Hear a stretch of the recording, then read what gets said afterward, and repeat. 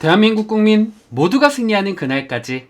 안녕하십니까, 알뜰맨입니다. 코스피는 외국인들이 기관들과 개인들의 물량을 받아주면서 0.11% 상승 마감을 했습니다. 하지만 장 초반에 상승했던 거에 비해서는 다소 아쉬운 모습을 보여주었고요. 그리고 코스닥 역시 장 초반부터 꾸준히 하락세를 이어가서 개인 홀로 방어를 했지만 마이너스 1.63% 하락 마감을 했습니다. 오늘은 미국의 소비자 물가지수 발표를 앞두고 보합권으로 밀렸다라고 하는데 이 부분에 있어서는 제가 이따가 세세하게 말씀을 드리도록 하겠습니다. 오늘 외국인은요, 삼성전자, KB금융, 신한지주, 하나금융지주, 포스코 순으로 순매수를 했고요. LG화학, 카카오게임즈, 현대차, 카카오, 삼성바이오로직스 순으로 순매도를 했습니다. 기관은요, 삼성전자, SK하이닉스, 포스코, 하나솔루션, 삼성 SDI 순으로 매수를 했고요. LG에너지솔루션, SK바이오사이언스, S-오일, 카카오게임즈, GS리테일 순으로 매도를 했습니다.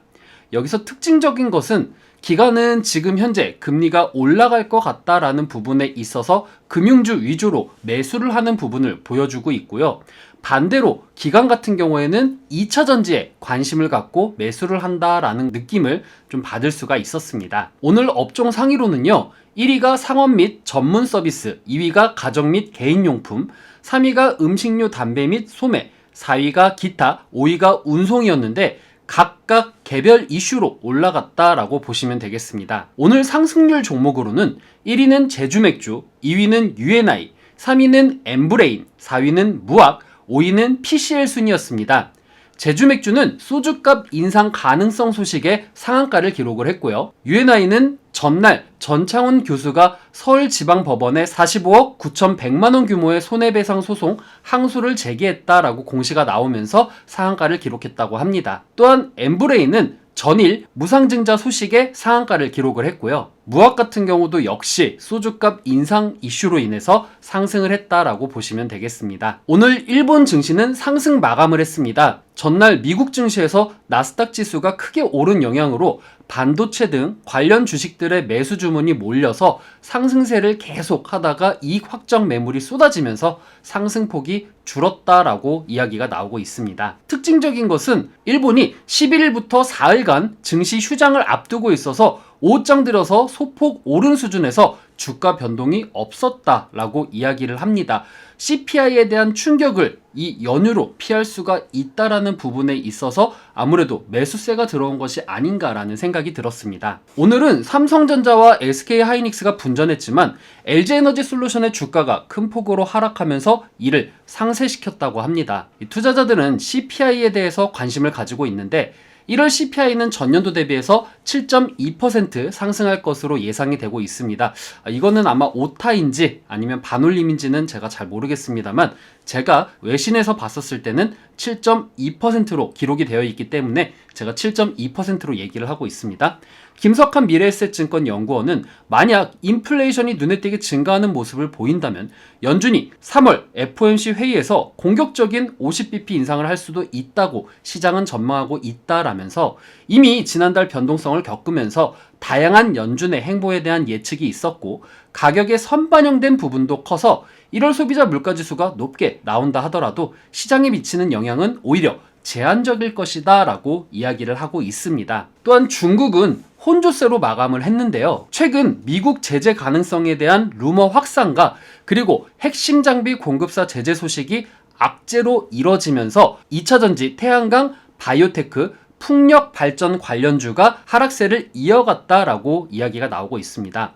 지난 8일 CATL이 현재 미국에서 관련 기관의 미국 제재를 받을 가능성에 대해서 자문을 구하고 있다라는 루머와 7일 미국 행정부가 수출 통제 목록에 추가한 중국 기업 33곳 가운데 CATL의 장비 공급 업체인 하이무싱이 포함되었다라는 소식이 전해졌습니다. CATL은 사실이 아니다라고 부인하고 있지만 투자자들의 마음을 돌리기에는 역부족이었다라는 기사가 나왔습니다.